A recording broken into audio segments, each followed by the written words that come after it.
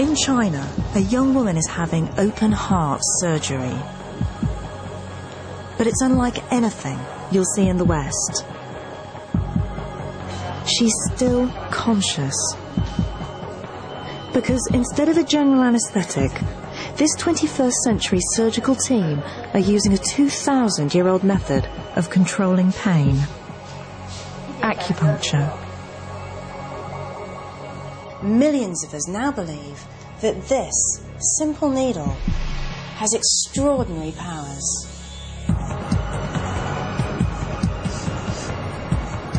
Today, more and more of us are putting our faith into alternative medicine. Ginseng, which is the main herb. From ancient herbal remedies. Quite fragrant. No. It's all way beyond what we normally think of as medicine. To miracle faith healing. Said again, healed all!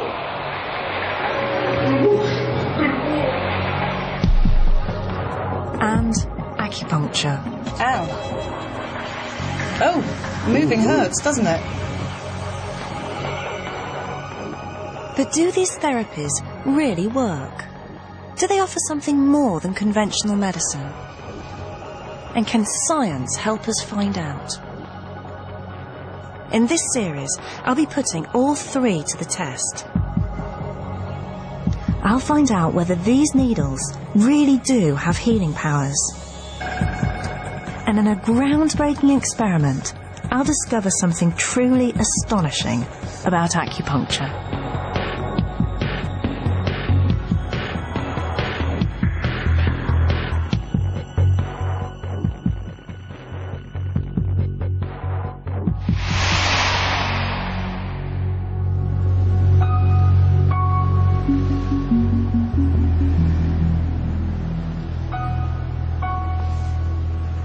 All over the UK, acupuncture is booming. This ancient Chinese treatment is now one of the most popular of all alternative therapies. It's even taking hold within the NHS. Now, nearly 1 million of us use it every year, and it's growing fast. There are clinics all over the place. Now, here in Chinatown, that's not so surprising. But it's happening all over the country. Now, I'm a scientist, and with all that I understand about medicine, it just makes no sense that sticking a needle into a human body could cure illnesses. And yet, millions of people are convinced that acupuncture works where conventional medicines fail. 19-year-old Joanna Hughes believes acupuncture has transformed her life. For nearly a year, she suffered from ME, a condition that left her bedridden. We will do something to help you. A lot of people are very frightened of needles. Yeah, I'm not too bad. Yeah? Conventional medicine had done nothing, so finally she tried acupuncture. Yeah? It's nowhere near as painful as sort of an injection or anything. It's not like that. It's a lot less painful than that. It's kind of like a little electric shock on points which are really strong. Like my liver point on my feet is really strong. You kind of feel electric shocks going like up your legs. It's reacting. Yes, you can see.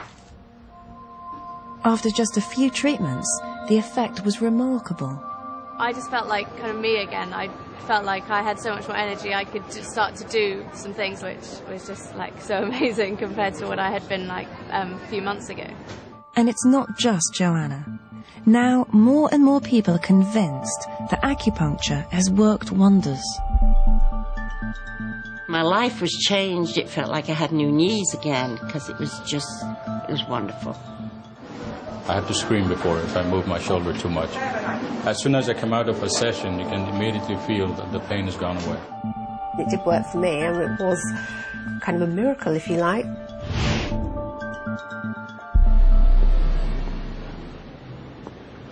But it's all based on a very different view of the body.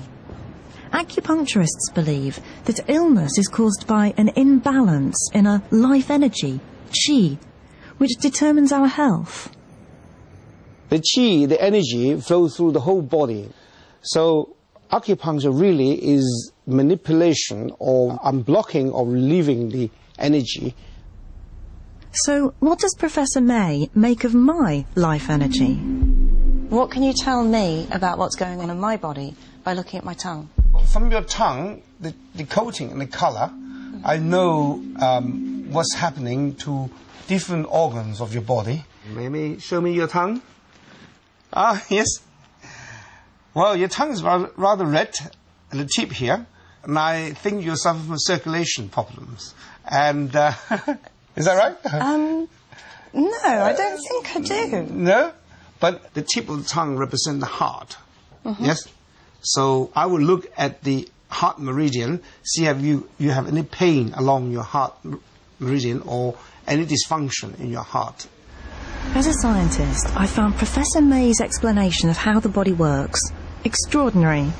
What I'm really struggling with is that it's just all so alien. It's not just the needles, the language, the ideas, even the diagnosis.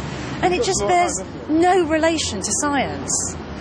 And yet, so many people are convinced that it's working for them. So I have to find out whether it really is.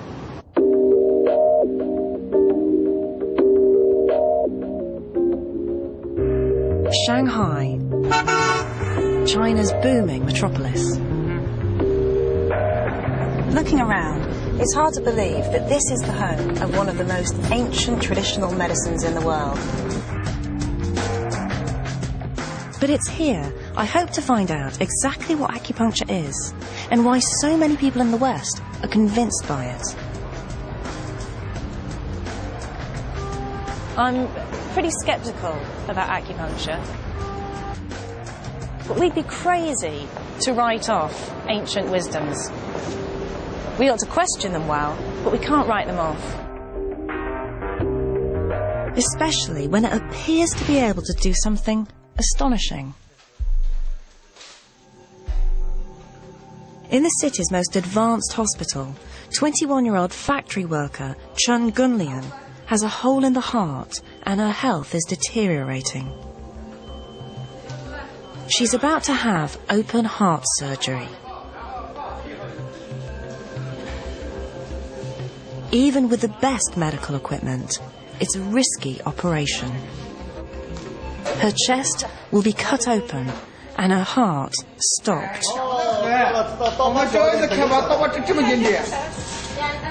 But Gunlian will go through all of this without a general anaesthetic. Instead, she's chosen acupuncture. Although sedated by drugs and her chest numbed, she'll be conscious throughout the whole procedure.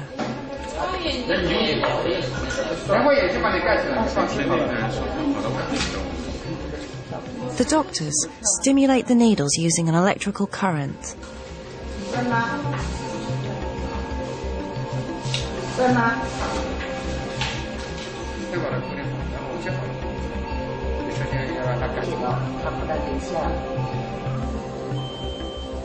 As the surgeon begins, the success of the operation depends not just on his skill, but on the power of acupuncture. Acupuncture is an effective painkiller. It's also less damaging to the body than a general anaesthetic.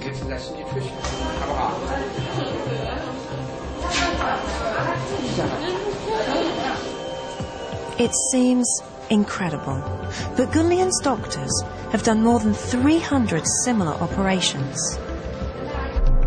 What could possibly explain what's going on?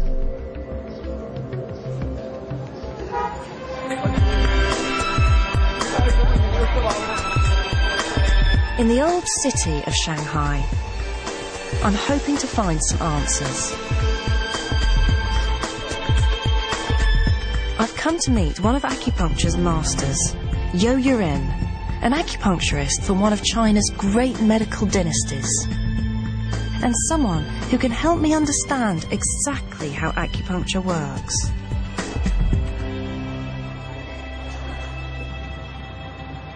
I've been feeling a bit run down, so he begins by feeling my pulse and looking at my tongue. One of his patients, Fred Wei, translates for him. He says the top of your tongue's condition is very good. It's very red. Very red. Yes. Good, and that's good. That's good. 那考虑问题，才一这个我叫心火比较膨胀。 He says basically you think too much. He's probably right. And that's why he says your inner heat is actually quite a lot of inner heat. A lot of inner heat. Because you think of too many problems and things like that. But the most importantly, he says to basically take control of your personal life and maintain the balance. So don't work so long. Yes. Sleep more. Yes. Relax more. Yes. And think less. Yes. I've known for a long time that's what I should do. But that's very good. That's me. Well, all of that is true about me. But you could say that about just about everyone I know. At Yo Yuren's clinic, the patients are put through a series of bizarre procedures.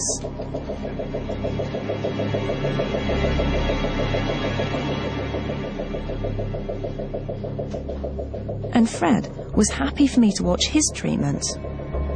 Can you ask Yo Yuren why he's put these glass bowls on you?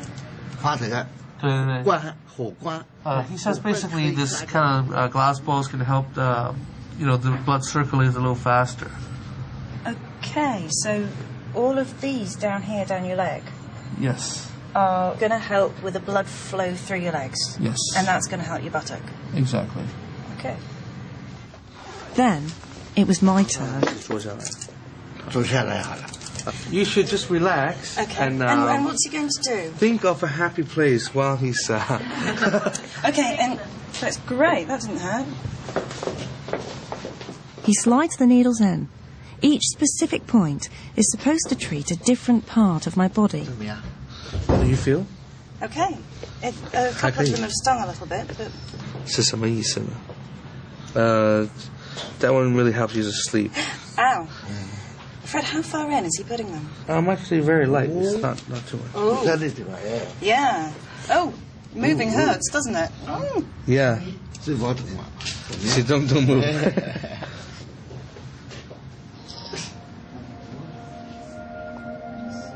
Well, it's quite nice to lie down, but I can't say I'm feeling anything special.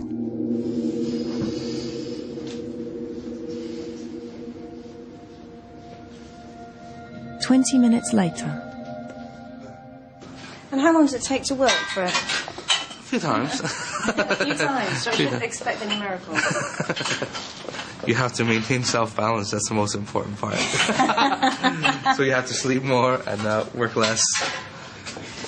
So most of it is down to me? Yes. Okay.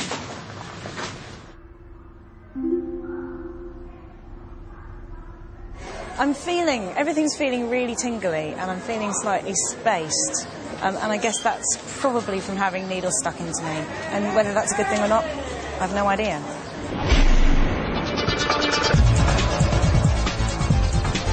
Today, ancient China is rapidly disappearing.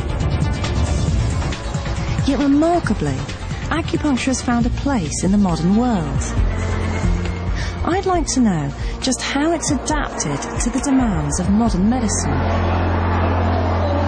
Here, in this hospital, doctors are using conventional medicine and acupuncture side by side. So patients get to choose which kind of treatment they're going to have. Doctors here claim they use it for sound medical reasons, not just to keep a tradition alive. And what was wrong with him? Okay, so for pain, acupuncture. Yeah. For a problem with an organ, Western medicine. And if that doesn't work, then acupuncture. Yes. Okay. Yes. But sometimes when you use Western medicine, they have a very big side effect. So they will say, yeah, you can accept some acupuncture treatment. Okay. Use a little dose of Western medicine and accept acupuncture. So use a small amount of Western medicine. Yes. And acupuncture treatment to help to increase the effect. Yes. Yes. And that reduces the side effects of Western medicine. Yes. Okay. Yeah. Doctors here claim that acupuncture can treat just about every illness.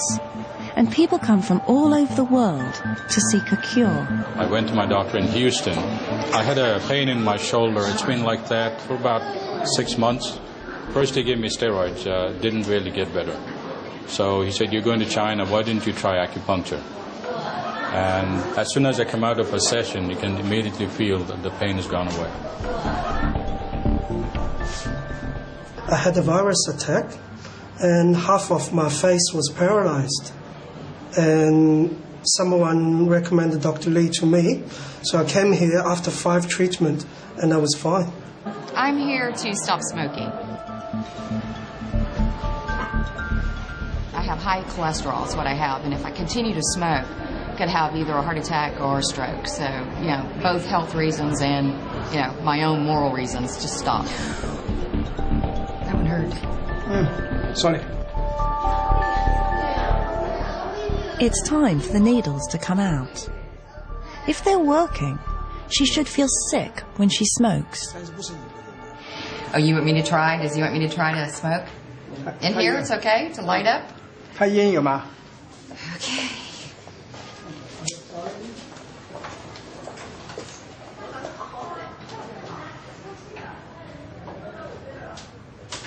Yeah, I feel a little nauseous. Yeah, I'm gonna put this out. This is making me sick. Okay. Whatever parts of my body that he was working on just made me a little nauseous. This just really, the smell just made it worse. So there is something to Chinese medicine, definitely. The more I hear, the more I'm beginning to realise we can't just dismiss this ancient tradition. For people here, acupuncture has proved itself again and again over thousands of years. I've travelled deep into the country to visit this ancient city, Guangzhou. It dates back to the time of the great Emperor Qin, and it's over 2,000 years old. So it's a great place to find out about the origins of acupuncture.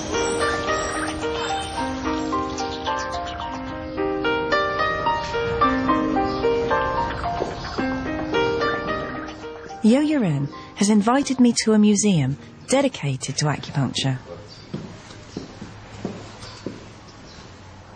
The earliest needles look more like instruments of torture.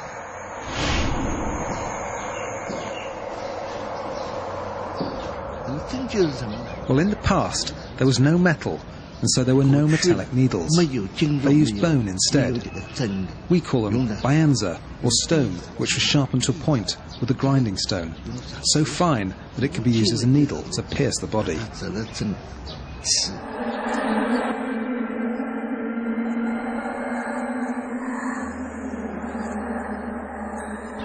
So why did people start to stick needles into other people? Someone would feel discomfort, but they'd discover that if you put a needle in some part of the body, there'd be a sensation, and all of a sudden, the pain would disappear. People discovered that this point here could relieve pain, or that that point there could treat something else. It's these ideas, passed down from one generation to the next, that have survived intact to the present day.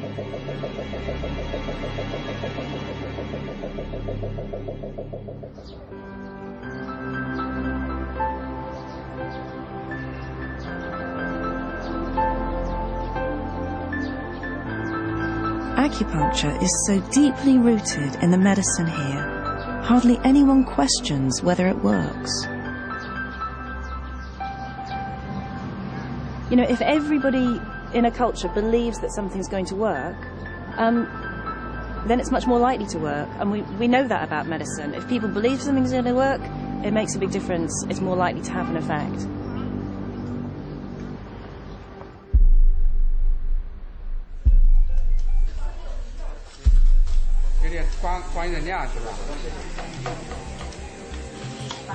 Gunlian's operation is entering the most dramatic phase. They check she's okay as they prepare to stop her heart to repair the hole.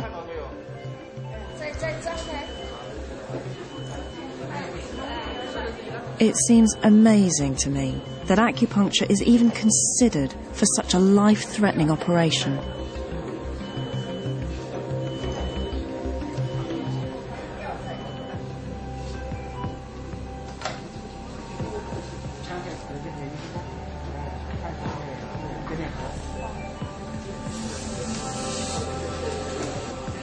But after 2 hours of intricate surgery, everything appears to have gone well.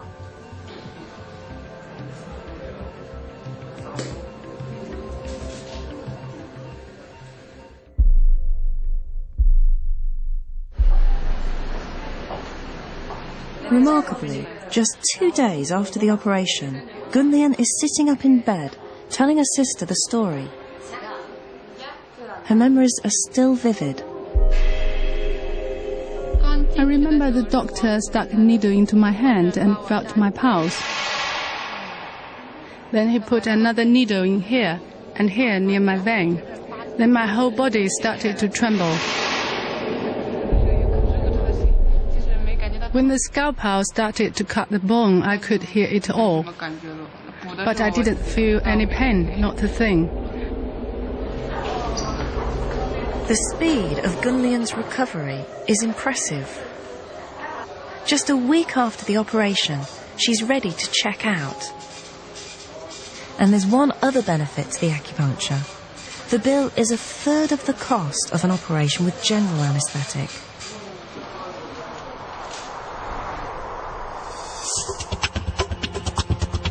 And as I come to the end of my trip, I'm struck by the sheer numbers of people who I've met who are convinced that acupuncture's worked for them. The ancient belief in acupuncture and qi is as much at home among the modern skyscrapers as the old temples. This idea of qi is right at the heart of acupuncture.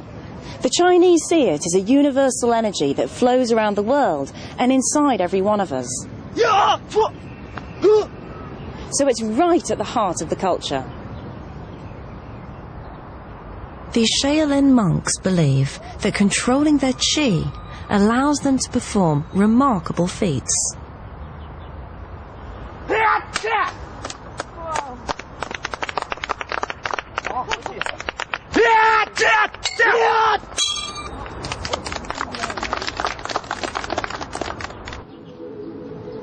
And every morning, millions perform Tai Chi, a daily ritual they believe keeps the Qi life force in balance around the body.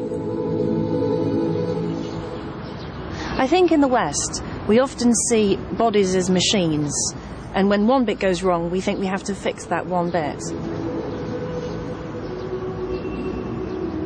With acupuncture, the Chinese see the body as a whole system, and so instead of just trying to fix the bit that's gone wrong, they try to readjust the balances in a whole body.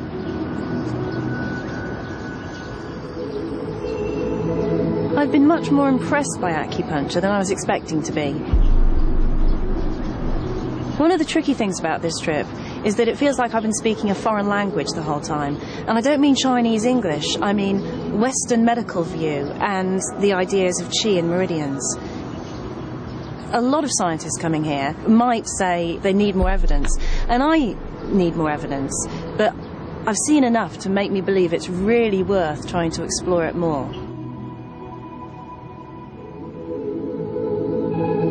So, as I head home, I'm eager to find out what science has to say about acupuncture.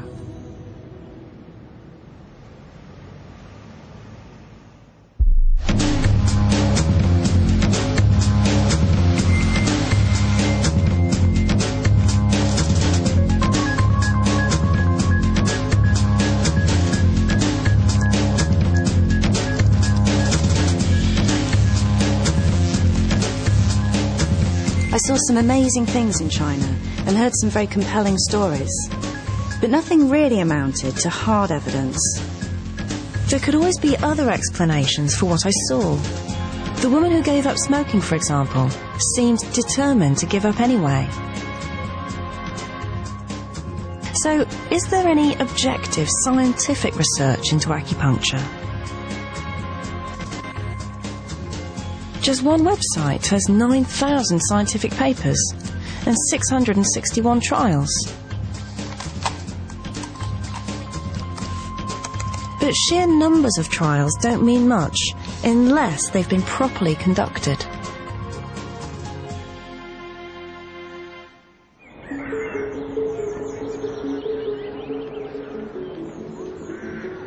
I've come to Exeter.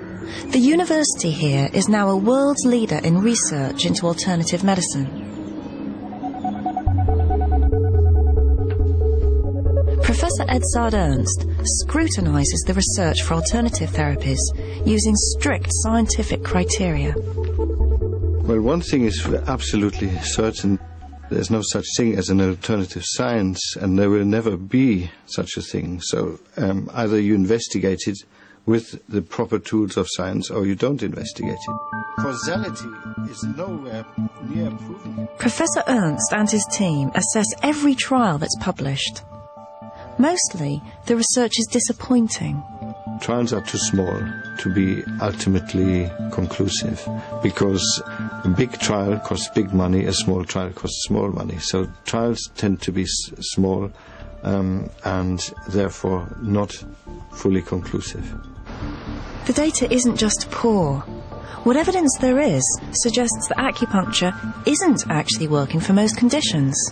It's certainly not the cure-all it's often said to be.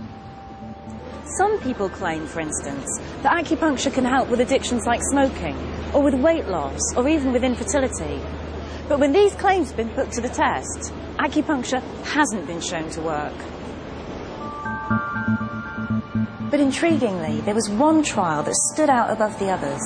It was bigger and more scientifically rigorous than the rest. And it was testing a condition that affects millions of us here in the UK.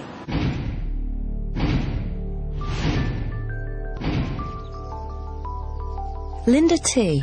has suffered migraines for 25 years. A couple of times a month they'd strike, throwing her family life into chaos. My eyesight goes, and it goes like all jagged, and you get blind spots. And then usually within about an hour, I'll start to feel sick and get a real pounding headache, and it's just like unrelenting, it's just horrendous. Nothing her doctors did seemed to work.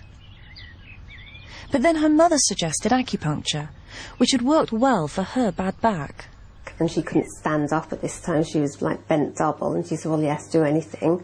And she did that, and it worked, and she was able to stand up, walk around and leave, and she was kind of fine, and she couldn't believe it. Linda's doctor wouldn't prescribe acupuncture, but she did finally get the chance to try it when she was asked to take part in a medical trial. I also use RAN6 over here. RAN6 is a point that we commonly use for energy.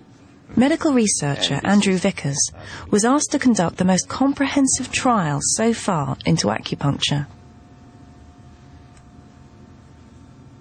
What we wanted to do was a very large study, taking pretty much all comers, anyone with chronic headache disorders, and we wanted to follow them up for a longer period of time, a year or so.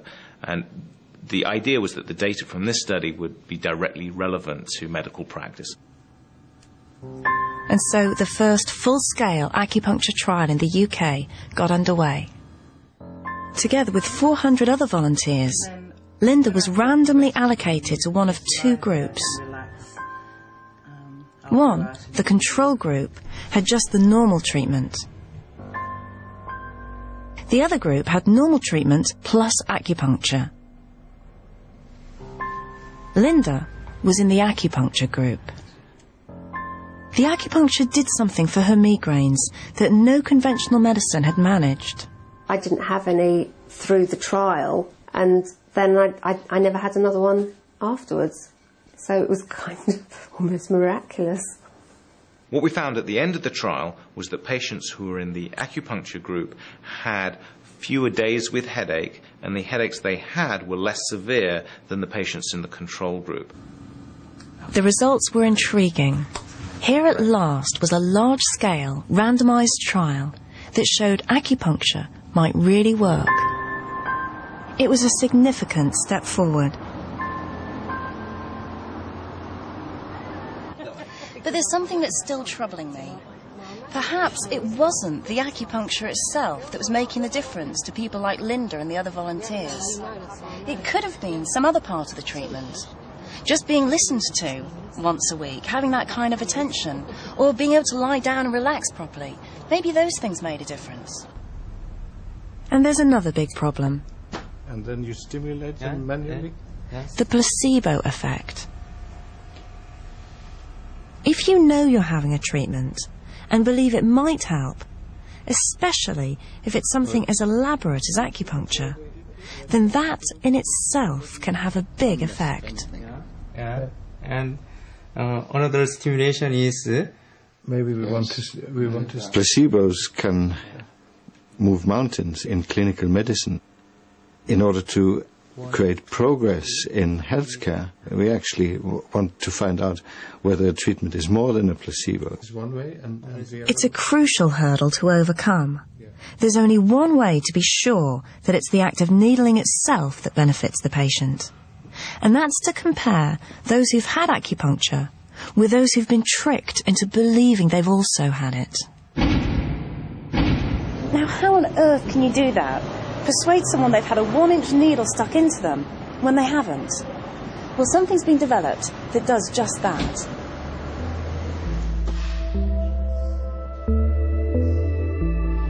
I've come to see Mike Cummings, a medical doctor, as well as one of the country's most prominent acupuncturists. Well, in order for me to demonstrate those... He's keen to put acupuncture on a real scientific footing, and has been checking out techniques for fake acupuncture. So, Phil, generally this is the experience that you'll have. Tap the needle in. Ow. And then gently insert. Okay, I felt the spike, which hurt a bit. And when you pushed in, and I didn't feel much. I just felt the spike, really. Okay, so that's the real thing. So that's the real thing. So now I have to try and convince you, somehow, that I've done that type of procedure.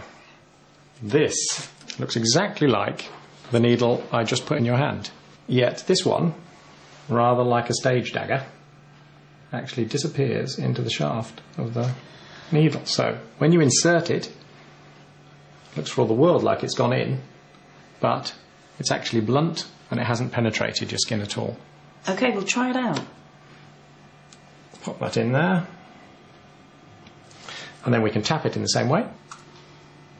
That's convincing. And then we twiddle and push. To be honest, that is more convincing than the actual real acupuncture. That feels more like a needle going in and looks more like a needle going in. That's probably because the blunt end on the skin is still feeling quite sharp. I would believe I'd had acupuncture. Do you think it's in you? I don't, because you showed me how it worked, but I would have done. Well, that was pretty convincing. And for me, it represents quite a big step forward.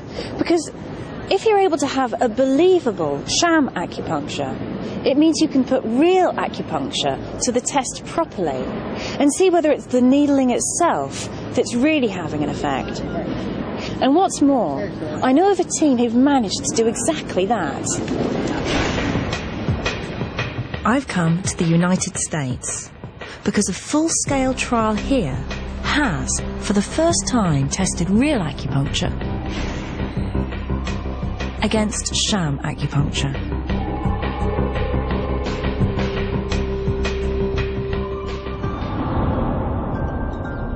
At the University of Maryland, researchers were determined to discover whether acupuncture was better than a placebo. Leading the team was Dr. Brian Berman. When you're looking for a placebo in an acupuncture trial, you need to persuade somebody they've had a needle stuck into them when they haven't. How do you do that? What we did was we took a guide tube, but there wasn't an acupuncture needle, and then we would tap it like that. And then we would actually tape over the point. We'd have them ready-made up. And it would look pretty much the same thing if you were looking down. Just the same. You said that you do this on naive patients. The people that we did it on had never had acupuncture before. Have you had acupuncture? I have. So you would be more able to tell the subtle differences between them. So, Maryland became home to the first placebo-controlled trial into acupuncture. As subjects, Dr. Berman used patients suffering from a crippling disease called osteoarthritis. There's no cure, only techniques for easing the suffering. Sylvia Ankers emigrated to America 40 years ago and has been in crippling pain for the last 20. You think you can do a lot. You know, you start to walk and you think, I'm going to be fine. I can walk this long road. But then the pain, it's hard to explain. It's almost like having toothache in your knees. It just really hurts. But acupuncturists claim great success for it. For Dr. Berman, it was the ideal condition to test. 570 sufferers were recruited and divided into different groups. They were randomized to one of 3 groups. They either got true acupuncture, sham acupuncture, or the education control group, which was the standard care from the Arthritis Foundation. Sylvia, although she didn't know it, was assigned to the real acupuncture group. They told us that, you know, we wouldn't know whether we were having the actual acupuncture or a placebo. On my first session, I was a little apprehensive because, you know, you think needles going in, they're going to hurt, but they didn't. Throughout the 26-week trial period, the team checked the effectiveness of the placebo. We think the placebo worked reasonably well. Most of the people in the groups couldn't tell if they were receiving true acupuncture or sham acupuncture. The team were happy that they'd convinced enough of the sham group by the technique for the trial to be scientifically sound. Over the months, the results were compiled and then analysed, and a clear picture began to emerge. The reaction was pretty incredible. There was a lot of interest because it was a well-done study with a large number of participants that had a credible placebo control and adequate follow-up and adequate acupuncture. So it was applying good science to this ancient technique.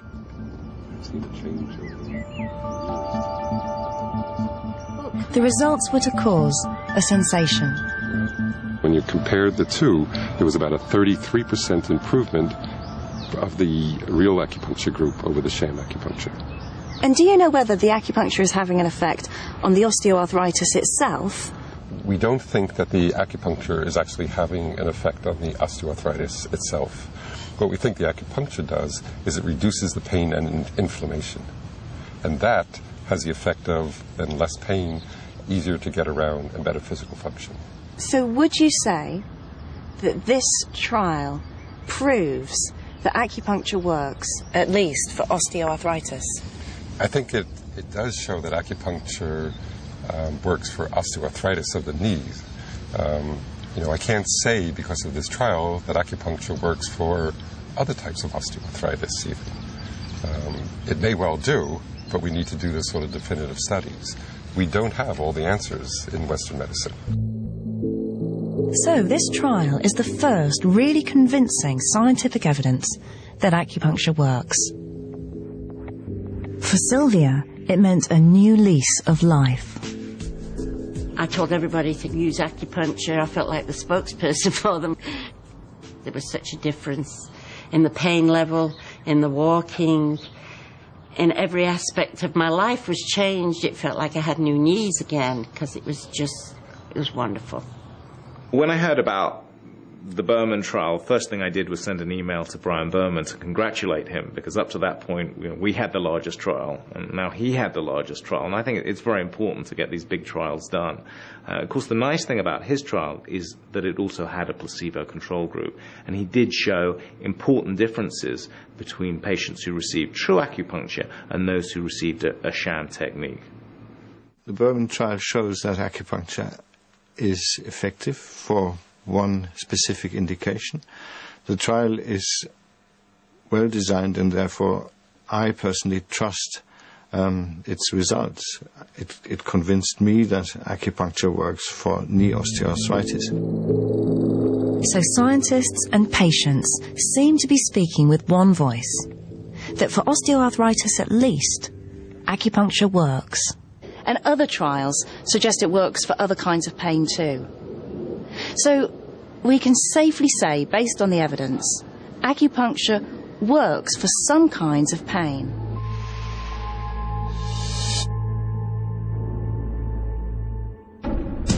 I'm quite surprised.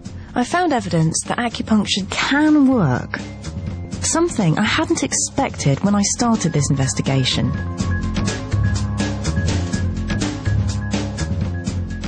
But that just raises an even bigger mystery. Because so far, there's no proof that needling has any measurable biological effect on the body. So, how can it be treating pain?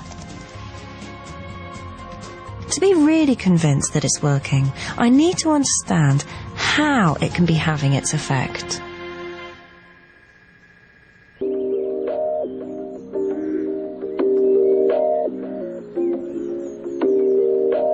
A friend of mine, Mark Lithgow, might be able to help.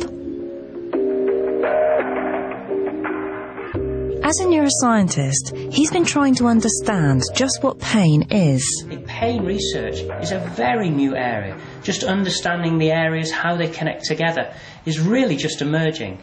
But modern scientific equipment, like the MRI scanner, has provided insights. 15 years ago, it was not possible to look inside someone's head. It was treated as a black box. This has revolutionised how we understand neuroscience today.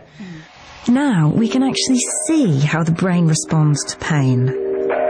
There's completely different areas that are associated with pain. You'd register that pain, and these parts of the brain towards the front would start to light up. And there's another area at the sides just here called the insular cortex, which would also light up in order for you to register that feeling of pain.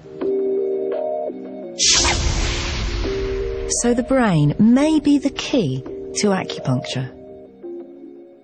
That was really important. If acupuncture works on pain, then it ought to affect the areas of the brain that are involved in experiencing pain. And we're going to devise an experiment to try to measure that. Now, it's hugely ambitious, because of course we've got to be scientific and rigorous and plan it really carefully. But if it does work, we could find powerful evidence that acupuncture is having a real effect on the body. I've called in some of the top people in the field to help.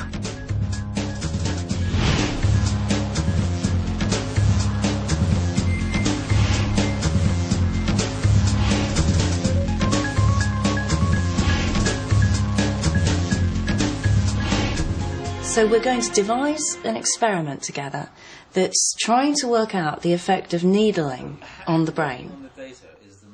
Extraordinarily interesting thing. I think one of the first key things we have to tackle is what we use as a control. I'm still a bit concerned to actually try and work out what acupuncture actually is. Is it the needle going in, or is it actually the turning of the needle? And there seems to be a depth issue here as well. Most acupuncturists would say for this point here on the hand would needle about maybe half a centimetre to a centimetre. This is clearly much more complicated than it initially seems, isn't it? I mean, there are so many different parts we could look at.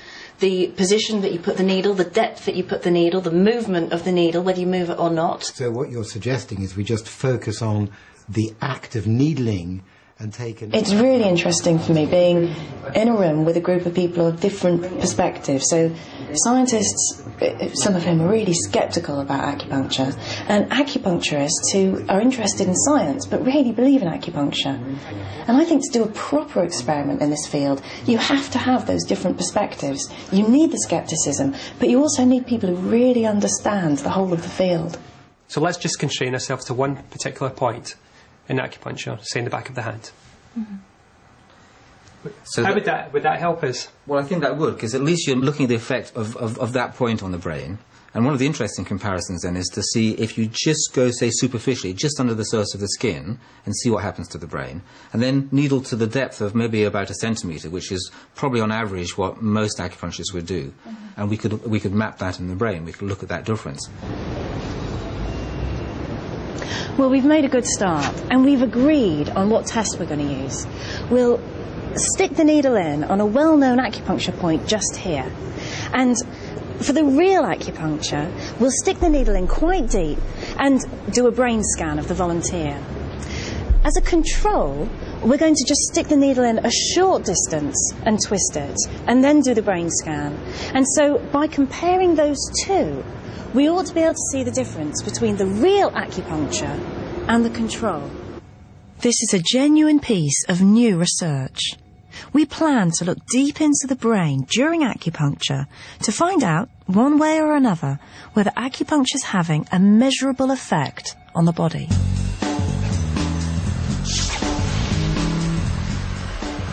Oh, that's fantastic. 16. Now all we've got to do is set the experiment up.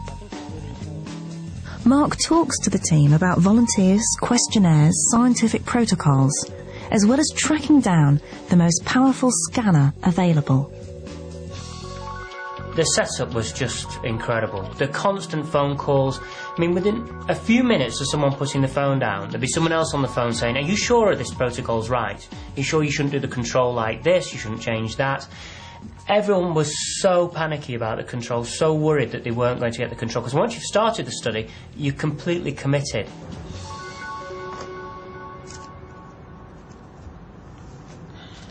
The whole team are now really fired up, and the stakes are getting pretty high for everyone. The scientists are quite convinced they're not going to see anything unusual happening in the brain during acupuncture, whereas the acupuncturists are a bit worried that if they don't see anything interesting, well, it kind of undermines their whole profession. Finally, it's the big day. Hugh will lead the study and carry out the acupuncture. Aziz will scrutinise the data and analyse the results. Mark and I will be on hand to check what's going on. And we've pulled off a coup. We've persuaded the University of York to let us use their state-of-the-art scanning equipment. Now, we've come here to York to do these experiments. Why here?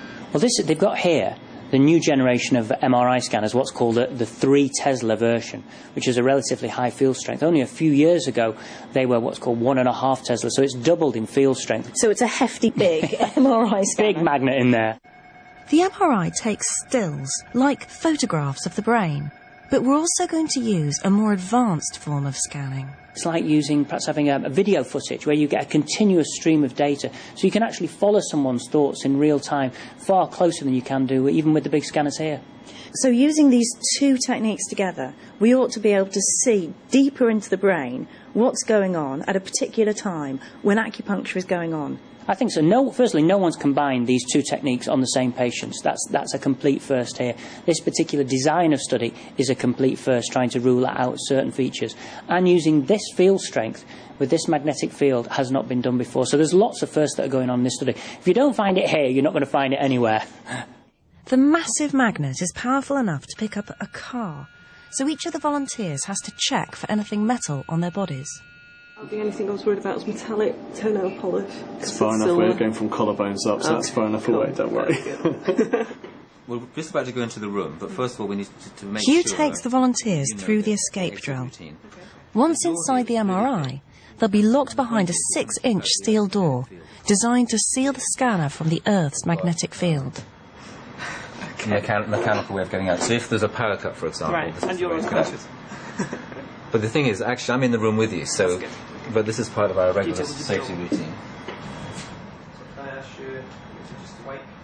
The team are trying to detect the tiniest changes in the brain when the needles are inserted. Just very slowly. It's wonderful.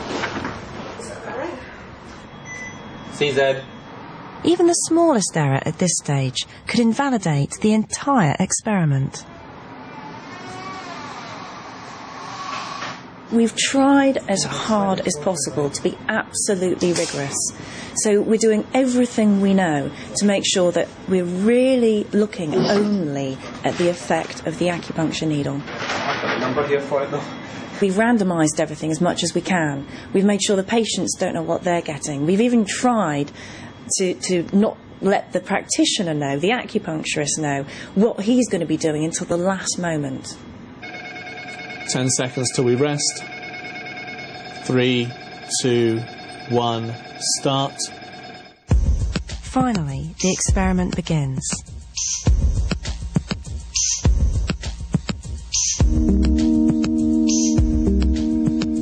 A scan is first taken of the brain at rest, the baseline.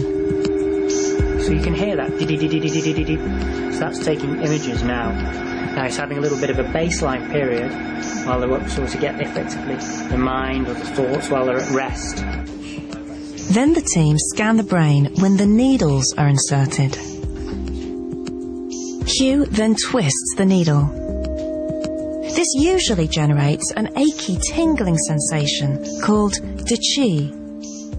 When the needle is stimulated, you would quite often elicit this de qi sensation, and acupuncturists often look for that. They look for a de qi sensation as part of the healing activity of the acupuncture. 3, 2, 1, start. When are you going? You're going now.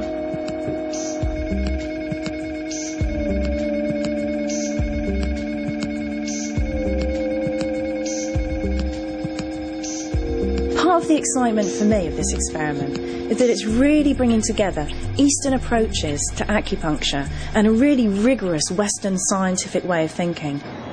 And it could completely change the way that we see acupuncture.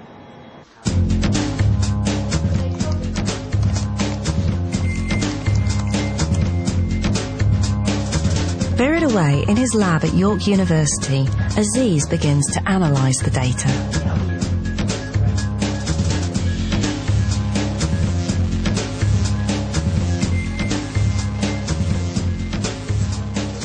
It'll be weeks before the analysis will be complete, and we'll find out what, if anything, our experiment has revealed.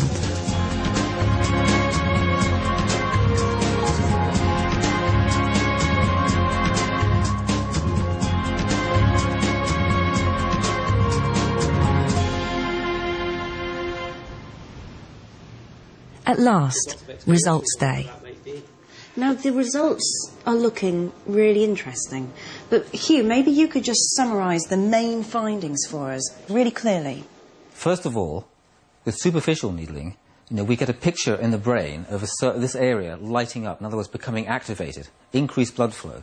And if you look at this brain here, this is the front of the brain here, and this is the back. And we have a cutout there, just so you can see inside better what's happening. That's no surprise. This is just the brain's normal response to the needle being lightly inserted.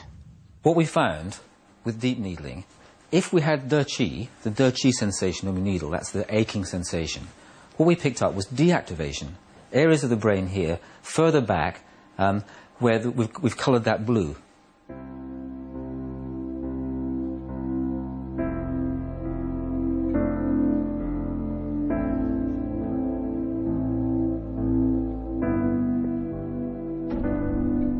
Acupuncture was having a real effect on the brain, and it was doing something completely unexpected. It was a result that surprised us all. That reinforces the idea that something quite special is happening, something unique to acupuncture, something physiological. Well, as a neuroscientist, I'm particularly interested in activations of the brain, but the surprising thing about this study is that we have deactivations, a decrease in neuronal activity, and that's something I think that neuroscientists have got to take into account. Well, for me, the most extraordinary thing is, out of this whole study, is that we've got what you might call objective evidence. We've got biological correlates of acupuncture. Something's happening in the brain when you put a needle in. Different things happen with superficial and deep, and they're clearly associated with acupuncture, and it's something you can actually measure and quantify. Superficial needles. But the team was even more excited to discover where it was happening. Associated with the needling, the superficial needling, also activated these deeper structures around here, The area of the brain affected by the deep needling was an area often called the limbic system. This part here was also activated, and what we know about these deeper structures is they're associated with our experience of pain. Or, yes, how we experience pain, how we modulate pain, and it's known as the pain matrix. That sounds really exciting. You're saying that the bit of the brain that helps us decide whether something's painful, the kind of threshold that we have for pain, we think perhaps is being affected by acupuncture, and so maybe that helps to explain why acupuncture can help with chronic pain. That's one hypothesis. Certainly it's a guess, and I would say it's quite a good guess, yeah. Wow, well that's quite remarkable. So, the discovery that parts of the pain matrix become less active by deep needling with Qi is astonishing.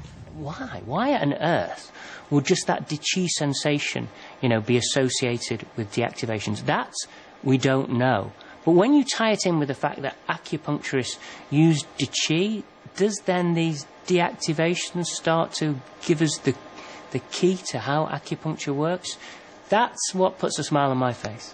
It's just incredible, I think, the way that acupuncturists say what really matters in acupuncture is Qi. And then here we are, you, neuroscientist, is saying, oh, we find that this amazing thing going on in the brain that we don't really understand that well, the deactivation, the being less active than normal, that only seems to happen during Qi. And maybe that's coincidence, or maybe that's the key to something really interesting.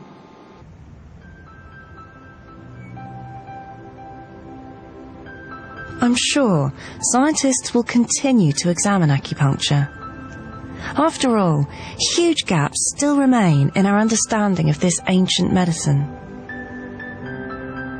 But for me, the results of our experiment do add weight to many of the stories I've heard on my travels.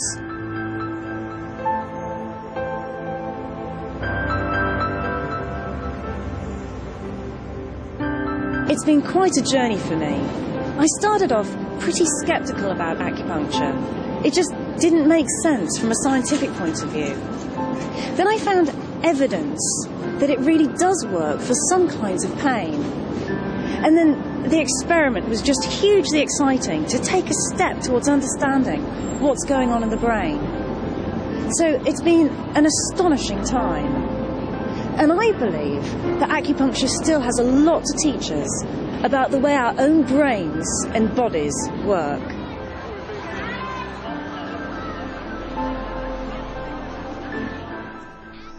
And Kathy Sykes turns her attention to healing, same time next Tuesday on BBC Two.